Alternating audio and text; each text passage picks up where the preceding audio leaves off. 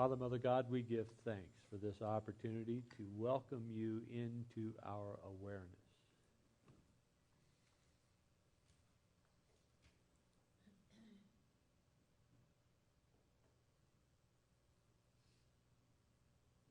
We give thanks for your presence anytime we call.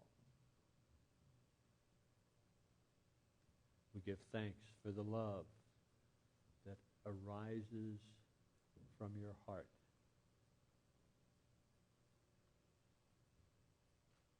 We give thanks for the wisdom that allows us to step forward in confidence, knowing full well of your presence. We give thanks. We give thanks for all that we have in our lives. We give thanks for all of the opportunities we have. And we give thanks for all of the relationships, all of the love. We give thanks. Yes, even for the challenges. We give thanks. And so it is that together we say, Amen.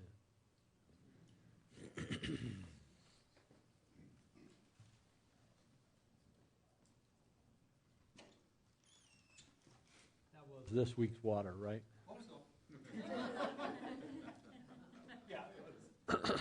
What? That,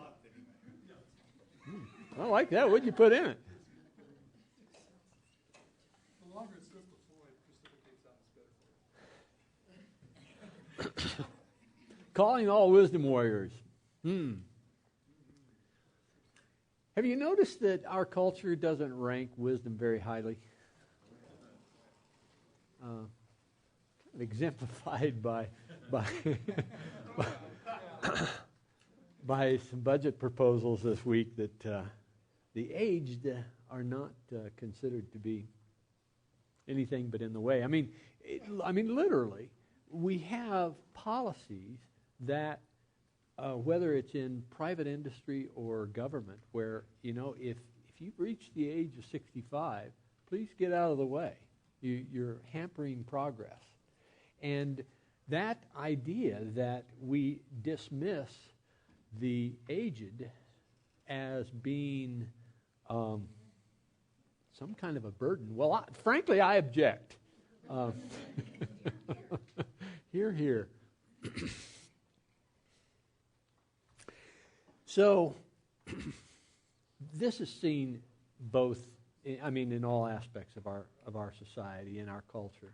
And the question is, what is lost by the dismissal of the wisdom that has, in some cases, been very painfully acquired?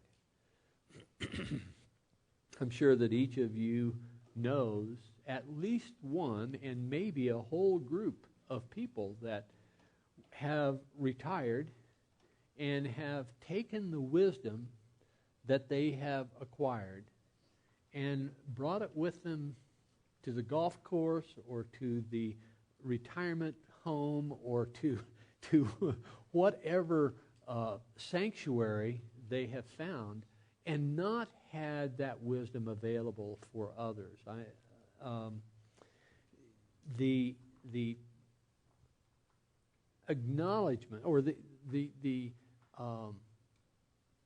declaration that aged people are a burden is, in my mind, I look upon our society and I see it rampant all across our culture. And wow, what a huge resource that our society is discarding in that approach. I had the opportunity to attend a workshop yesterday that was put on by Saging International. Have you heard of Saging International? Saging International came out of the work of Rabbi Shlachter Shalomi, who had his most recent residence was in Boulder, but he came from the East Coast. He wrote a book some years ago called Aging to Saging.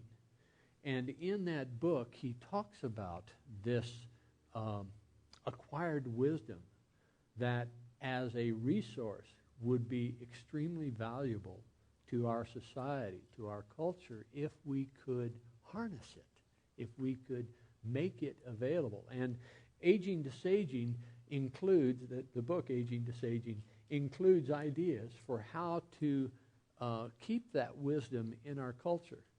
So I had the opportunity to attend a workshop yesterday up in Longmont that was about how we maintain, how we retain that wisdom in our culture.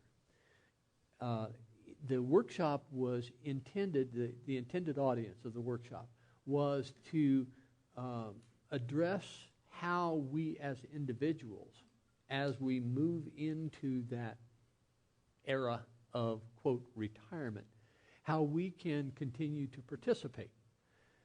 My concern is that as a culture, we have not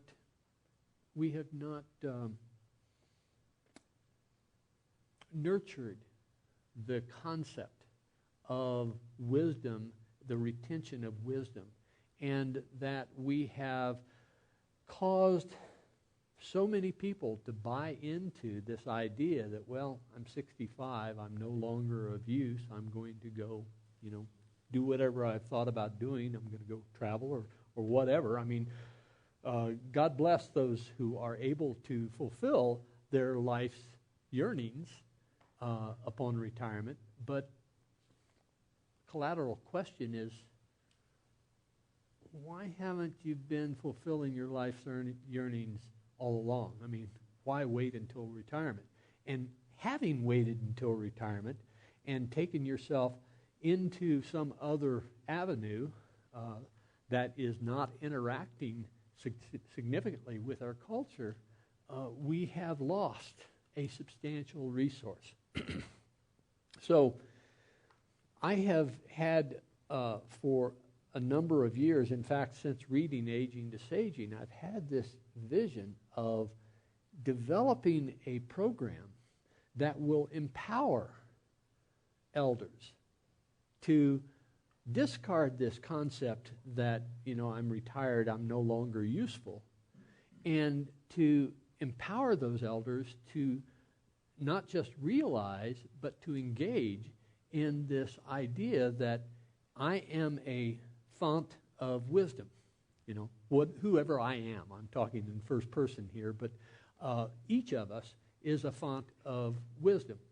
We have acquired that wisdom through experience. And you may be familiar with this. Actually, this quote has been attributed to everybody from Nasruddin to most recently someone born in 1944. But good judgment is a result of experience, and experience the result of bad judgment.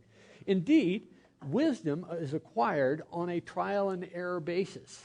I mean, you don't go to a Wisdom 101 in college to acquire wisdom. You get that wisdom through experience. But once you have acquired that wisdom is oftentimes applicable across many different lives. If we could just harness that. And I'm thinking that if you are interested, we might, in fact, engage a program of developing such a empowerment program. Well, Charles Fillmore, co-founder of Unity, wrote about wisdom, first of all, in the Revealing Word. Now, the Revealing Word was not literally written by Charles Fillmore, but rather the ideas that were captured in the Revealing Word arose from the writings of Charles Fillmore. And Charles Fillmore did not claim to have unique knowledge. He was a compiler. He was an analyst. He took ideas from across cultures and brought them into the Christian tradition and put them in the context of the Christian teaching. But he offered this, coming into revealing the Word out of his teachings. Wisdom is intuitive knowing. It's spiritual intuition. It's the voice of God within as the source of our understanding. Mental action based on Christ's truth within. Now, if you're familiar with Charles Fillmore, you know that one of the things that he was, I'm getting a lot of echo here in the room. Yeah, take it. Thank you. Charles Fillmore considered his favorite Bible quote to be Colossians 1:24, 1:27, which is, "The Christ in you, your hope of glory." The writings, ostensibly the writings of Paul, but this idea of the Christ within us, that essence of the divine awaiting its birth in us, it's always available to us, and it's a matter of our choosing to allow that Christ light to shine forth. Well, this idea then that wisdom is the mental action based on the Christ truth within. He also, in Mysteries of Genesis, he offered us this. Mysteries of Genesis was one of the books that he published. I think the publication was in the mid-30s. Wisdom is the male or expressive side of being, while love is the female or receptive side of being.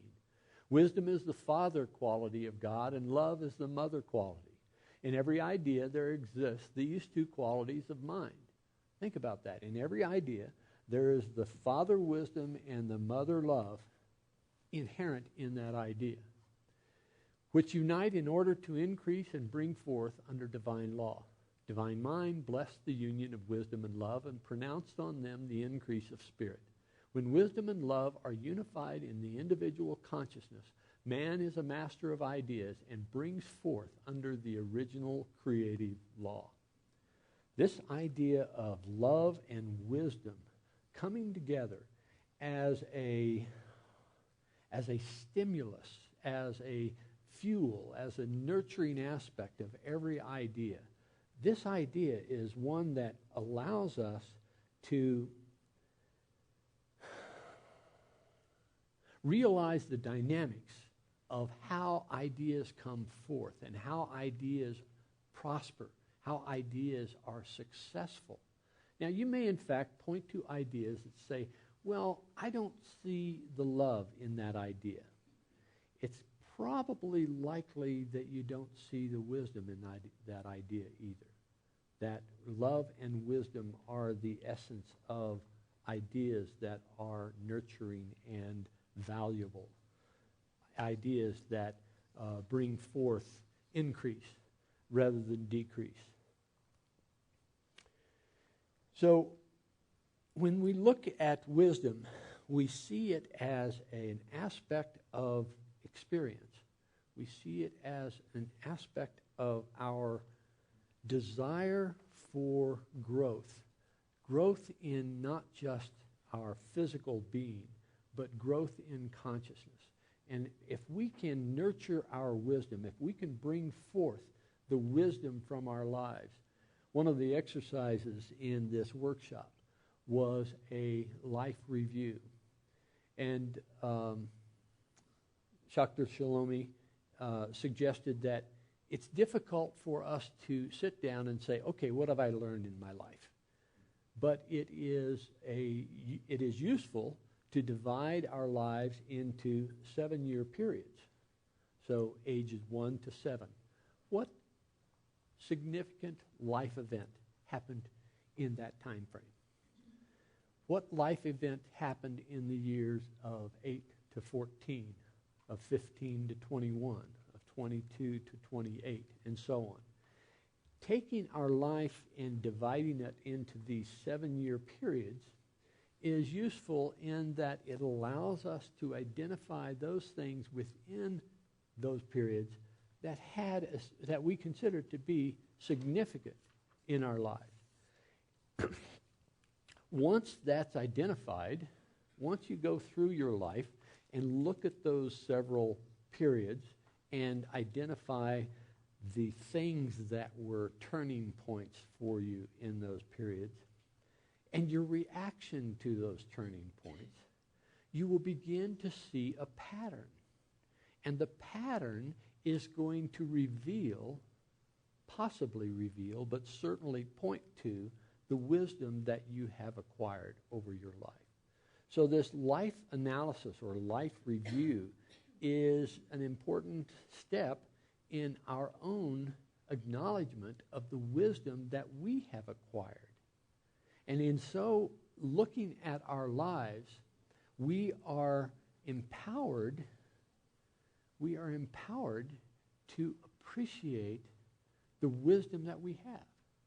And once we appreciate the wisdom that we have, then we are in a position to be able to express that wisdom.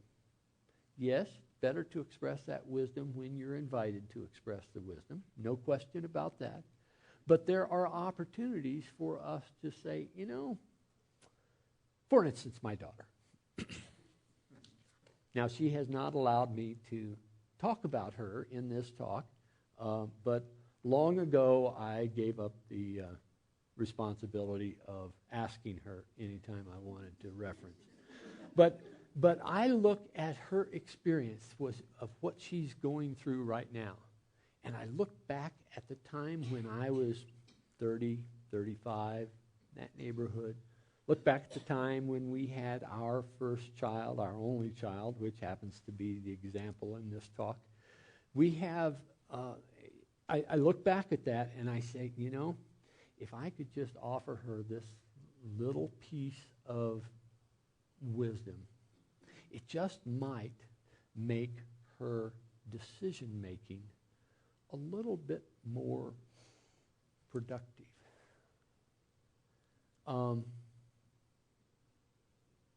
Any of you feel that way? Any of you feel that, you have wisdom that you might be able to offer to your descendants? As you know, I have 3 grandkids in the house, right? And frankly, it's a challenge to sometimes remember all of their names, particularly when I haven't had my first cup of coffee in the morning. So I have taken to the idea of saying to them, "Good morning, descendants." and they respond with, "Good morning, ascendant." So I don't know what that has to do with the topic of this talk, but nonetheless, we have the opportunity to identify the wisdom that we have acquired and be able to offer that wisdom if it is appropriate, and I'll leave it at that, that can then help those following us to make their lives more effective. Right? But when we discard the elders and say, "Move over, you're in the way," we are taking away the opportunity for our society to evolve in as fast a manner as possible. Because that acquisition of wisdom is something that takes time. So what do we do? What do we do? How do we approach this? There's a where am I going with this talk at this point? I veered from my notes some time ago. I don't know whether it was before ascendants and descendants or not, but the idea that we have wisdom that has been acquired through sometimes great pain, but certainly through time. How do we offer that to those following? How do we, within our community, acknowledge that we indeed are wisdom keepers, that we are the carriers of a cultural resource, and how do we express that in our respective communities? Those communities may only be our family. That is, we may see our community only as our family. but we certainly have great value that we can offer them when we recognize that we are wise. And I invite each of you to look at and inventory the wisdom that you have. Recognize that indeed, regardless of how old we are, we have nonetheless acquired wisdom in our experience on this planet.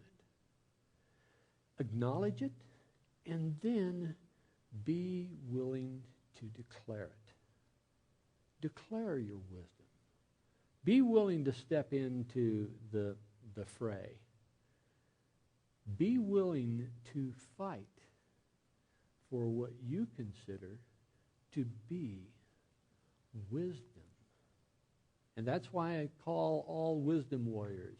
And I suggest that each and every one of us can be wisdom warriors, that we can take our experience, we can acknowledge our experience, and we can state and declare our experience when it is appropriate. Be wisdom warriors. Be willing to use that which you have acquired to bring our culture forward, to allow our society to step into its next generation of being. We are each and every one of us wisdom keepers. Let us each and every one of us be wisdom warriors. We'll have our meditation. As we come into our meditation, let us come in with I cast all my cares.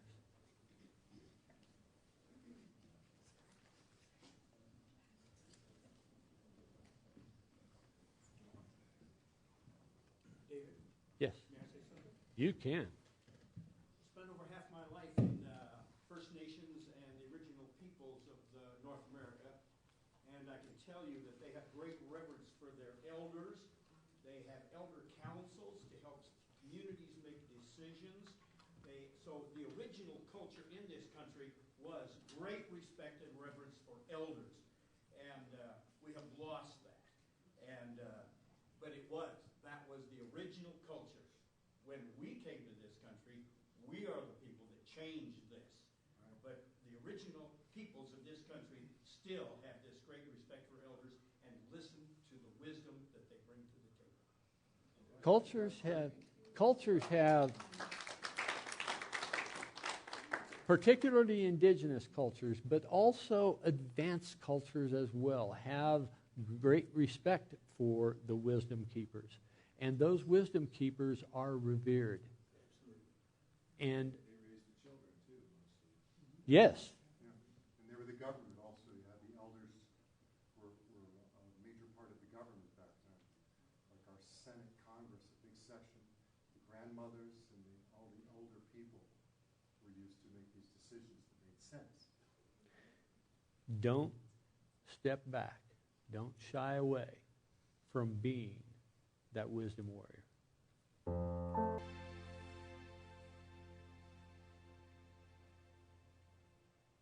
Let us begin this time inviting ourselves to be open to the realization of our wisdom. So consider that time. Let's call up the first decade of your life. What significant thing occurred? And how did you respond?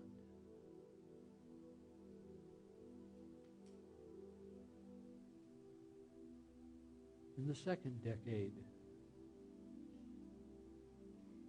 what was the event that is most memorable? And how did it affect your life?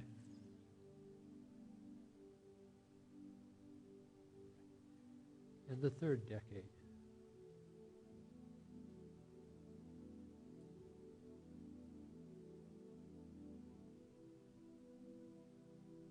And the fourth.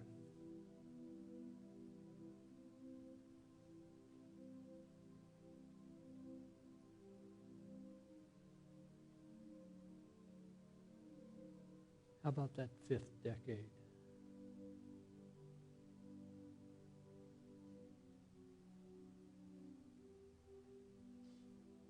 And the 6th, into which one of our members is passing shortly. And the 7th.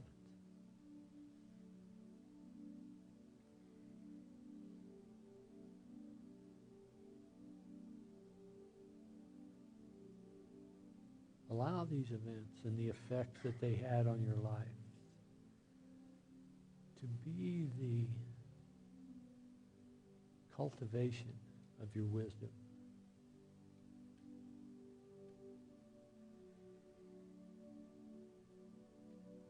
Acknowledge your wisdom.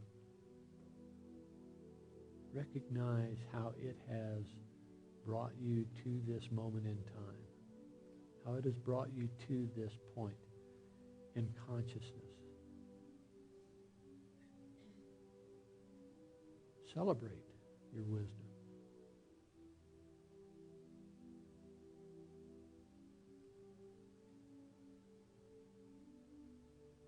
Know again. Recognize your worth.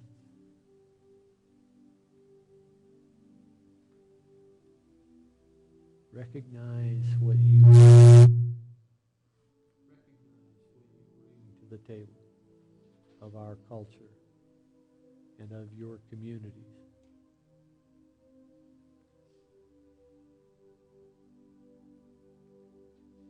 Be willing to declare your wisdom.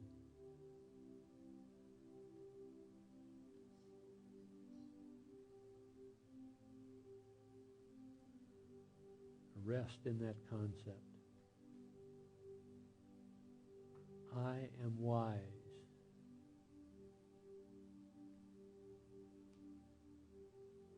Affirm with me. I am wise.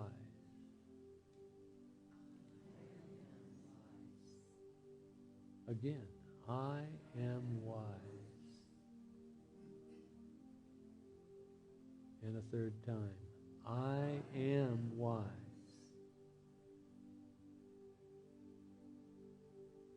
And know that your wisdom may in fact be just the piece of the puzzle that someone can use to empower them to live fully in appreciation, aware of their relationships with each other and with the all that is all.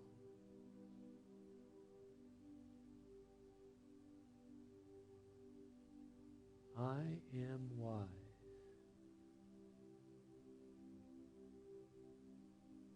And remember that. As we come back into this time and space, let us come back into Alleluia.